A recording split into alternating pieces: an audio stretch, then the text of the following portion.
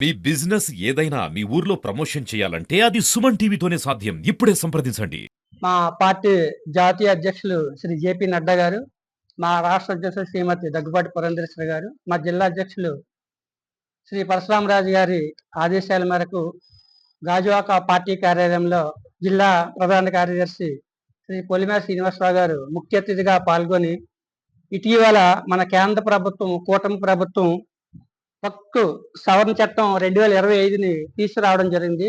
ఈ వక్ఫ్ చట్టం ద్వారా ఎవరైతే పేద ముస్లిమ్స్ ఉన్నారో వారందరికీ ఏ విధంగా లబ్ధి చేకూరుతుంది అనేది ప్రజలందరికీ కూడా తెలియజేయాల్సిన బాధ్యత మా పైన ఉంది. కాబట్టి ఆ యొక్క కరపత్రాలను గోడ పత్రికలను ఈరోజు గాజువాక పార్టీ కార్యాలయంలో ఆవిష్కరించడం జరిగింది.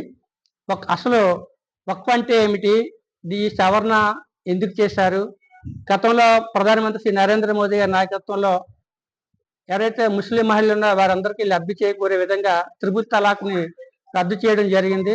గతంలో చూసేవారు తలాక్ తలాక్ తలాక్ అని 3 సార్లు అంటే మరి ఆ మహిళలకి లీగల్గా ఇంక కోర్టు కూడా వెళ్లకుండా వాళ్ళకి విడాకులు ఇచ్చేసినట్లే, వాళ్ళ భవిష్యత్తు పిల్లలతో అగమ్య గోచరంగా ఉండేది.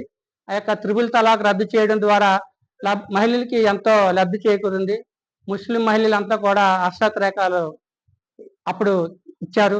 అదేవిధంగా ఇప్పుడు ఏదైతే ఈ యొక్క వక్ఫ్ సంబంధించి 2018 కేంద్రీయ వక్ఫ్ పరిషత్ నివేదిక ప్రకారం భారత్లో 10 లక్షల కోట్లకు పైగా అంచనా విలువ కలిగిన 8 లక్షల ఎకరాల భూములు ఉన్నాయి. ఆ ఆస్తులన్నీ కూడా ఎవరైతే పెద్దలు ఉన్నారో వాళ్ళ కబంధ హస్తాల్లో ఉన్నాయి. వాళ్ళకి ఇష్టం వచ్చిన రీతిలో లీజులకు ఇవ్వచ్చు. ఎవరైతే పేద ముస్లిమ్స్ ఉన్నారో దాని మీద వచ్చే ఇన్కమ్ని వాళ్ళకి ఫీజులు అవి ఇవ్వాలి, స్కాలర్షిప్స్ అవి కానీ ఇవ్వకుండా అక్కడ చాలా స్కాములు జరిగాయి. ఎవరైతే ఈ వక్ఫ్లో కొంతమంది మరి కబ్జాదారులు ఉన్నారో వారంతా కూడా గతంలో చూసాము. అక్కడ కేరళలో ఎవరైతే క్రిస్టియన్ సోదరులు ఉన్నారో వాళ్ళది 400 ఎకరాల భూమిని వాళ్ళు కబ్జా చేయడం జరిగింది. అదేవిధంగా గుజరాత్లో కూడా బేట్ ద్వారకాలో ద్వీపం వివాదం, తమిళనాడులో దేవాలయాలు మరియు గ్రామాలను 1500 సంవత్సరాల నాటి క్రితం ఉన్నటువంటి చంద్రశేఖర స్వామి గారి ఆలయం మరియు దాని పక్కనే ఉన్న కడియాకుర్చి గ్రామాలపై యాజమాన్య హక్కుల కొరకు దావా వేసింది. హిందూ ధార్మిక భూమిని ఆక్రమించింది. అదేవిధంగా కర్ణాటక వక్ఫ్ భూమి స్కామ్లో 2 కోట్ల రూపాయల దోపిడీ జరిగింది. 2012లో వెలువడిన ఒక నివేదిక ప్రకారం కర్ణాటకలో 22,000 ఎకరాల వక్ఫ్ భూమి అక్రమంగా విక్రయించబడింది లేదా నామమాత్రపు ధరకు లీజుకి ఇవ్వడం జరిగింది. ఈ స్కామ్ వలన హిందూ రాజకీయ నాయకులు, భూమాఫియా మరియు వక్ఫ్ అధికారులు ప్రయోజనం కలిగింది, కానీ పేద ముస్లింలకు ఏ విధమైన లాభం కలగలేదు. ఇవన్నీ తెలియజేస్తూ ఈ యొక్క కరపత్రం గోడపత్రిక తయారు చేయడం జరిగింది. వక్ఫ్ ద్వారా ముస్లిం సమాజాన్ని ఎలా దోచుకున్నారు, అసలు ఈ వక్ఫ్ చట్టం వచ్చింది ముస్లిం పేదలకి లబ్ధి చేకూడడానికి, కానీ అదే చట్టం వాళ్ళని నాశనం చేయడానికి గతంలో కాంగ్రెస్ ప్రభుత్వం శ్రీకారం చుట్టింది. नमस्कार। आज यहाँ पर जो है कि जेपी नड्डा जी जो नेशनल प्रेसिडेंट जी है और एपी स्टेट के जो पुरंदेश्वरी जो प्रेसिडेंट जी हैं और ऐसी विशाखापट्टनम डिस्ट्रिक्ट के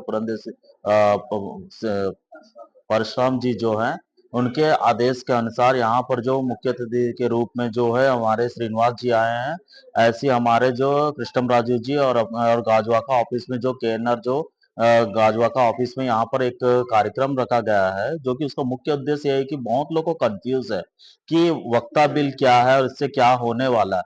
ये बहुत बड़ा चीज नहीं है, ये पूरे गरीबों को लेकर फायदे के लिए जो है ये किया जा रहा है। इसका मुख्य उद्देश्य ये है कि गरीबों लोग को पता नहीं चल पा रहा है जो हो क्या रहा है। जैसे पूर्वजों लोग क्या किए हैं, जो अमीर लोग के यहाँ जो जिसके यहाँ कोई नहीं है और वो संपत्ति को क्या है मुस्लिम लोग को जैसे पता चलता तो उसको कब्जा करके उसको अपने नाम से और उनके जिसके बैकग्राउंड में जो नहीं रहते हैं उन लोग के नाम से इसको कर दे रहे हैं। बट उस चीज को प्रधानमंत्री मोदी जी जो ने उसको पकड़ा है और उसको उसको एक्चुअली किसको जरूरत है, उसको किसको अपन उसको लैंड के रूप में किसको क्या क्या नीड है पब्लिक को, उसको उस पैसे से उनको दिया जा रहा है। जो उसका रेट ऑफ, मतलब ऐसा नहीं कि उनका जमीन को बेच के नहीं, जमीन के ऊपर आया हुआ पैसा जो रहता है, मूलधन का जो इंटरेस्ट होता है, उस पैसे से गरीबों लोग को हेल्प करने का उन्हीं लोग को, वो भी और मुस्लिम परिवार लोग को ही दिया जा रहा है। कोई दूसरे को पैसा नहीं बांटा जा रहा है, उन्हीं के लिए जो बहुत जो उनका जरूरत पड़ रहा है, उन्हीं के लिए ये सब चीज किया जा रहा है। इसका कोई बहुत लोग क्या है कि दुरुपयोग हो रहा है, हमारा जो हक छीन रहे हैं। किसी का हक यहाँ छीना नहीं जा रहा है, उन्हीं का फायदे के लिए ये सब चीज किया जा रहा है। तो हमारा भारतीय जनता पार्टी इसके लिए यहाँ मीटिंग इसलिए रखा गया है कि एक पता चले कि गरीब लोग को, कि मुस्लिम परिवार लोग को ये कोई गलत चीज नहीं आ रहा, उनके अच्छे के लिए किया जा रहा है। बट उनको समझने में थोड़ा दिक्कत हो रहा है। तो हमारे साइड से, पार्टी के साइड से कि यही कहना चाहते हैं कि हर चीज को जो अपने घर में, तो अपन तो कम पढ़े लिखे भी होंगे बट अपने बच्चे तो अच्छे ही पढ़ते हैं, तो सब लोग जाके उसका क्या है, किस अमेंडमेंट बिल किया गया है, तो उसका हर चीज, अगर आज के डेट में गूगल हो गया है, हर चीज पूरा क्लियरली मेंशन किया गया है। तो हमारा रिक्वेस्ट यही है कि उसमें जाके पढ़े। हर बच्चे को आज के डेट में पढ़ाई लिखाई हर चीज जानता है, जो क्योंकि मोदी गवर्नमेंट आने के बाद बहुत लोग बच्चे भी ऐसे हो गए कि पढ़ाई लिखाई के लिए कोई चीज कमी नहीं की है। जब भूतपूर्व में, जैसे अभी रिसेंटली आप लोग जानते हैं कि 370 का दायरा भी मोदी सरकार हटाया, उसी तरह ही जो है अपना ट्रिपल तलाक भी हटाया गया। ये जो है मुस्लिम परिवार के अच्छे के लिए किया गया है। उसी तरह ये भी एक जो आया वक्त बिल, ये भी हमारे अच्छे के लिए ही आया गया है। तो मैं ये सब चीज जो अच्छा ही हो रहा है, मैं पार्टी के सर से सभी को ये चीज अच्छा है करके मैं स्वीकृत करता हूँ, और पार्टी की ओर से यहाँ जो मीटिंग किया गया है वो सभी को धन्यवाद कहना। ఈ మధ్య కాలంలో మన దేశ ప్రధాని గౌరవ శ్రీ నరేంద్ర మోడీ గారు ఉక్కు సవరణ చట్టం కింద 2025లో బిల్ సవరణ చేయడం జరిగింది. ఏదైతే ఈ బిల్లు సవరణ చేసామో దాని మీద ఈరోజు ముస్లిం సోదరులందరూ కూడా చాలా భయాందోళనకి గురయ్యి రకరకాల ఆందోళన చేస్తున్నారు. ఇది ఎటువంటి ముస్లిం సోదరులకు ఎటువంటి ఇబ్బంది లేకుండా ఏదైతే పేద ముస్లింలు ఉన్నారో పేద ముస్లింలకు అందరికీ న్యాయం జరిగేటట్లు చేసే చట్టం ఇది. చాలా మంచి చట్టం. గతంలో కూడా ముస్లిం సోదరుల కోసం తలాక్ కానీ ఎన్ని తీసుకొచ్చింది మన మోడీ గారు.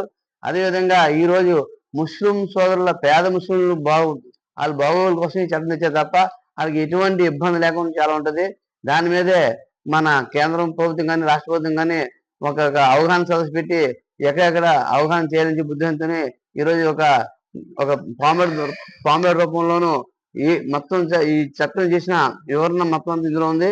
కాబట్టి ముస్లిం సోదరులు ప్రతి ఒక్కరు కూడా ఈ యొక్క చట్టాన్ని ముందుగా మనందరం తెలుసుకొని మీద చెప్పాలని చెప్పి కోరుకుంటున్నాను.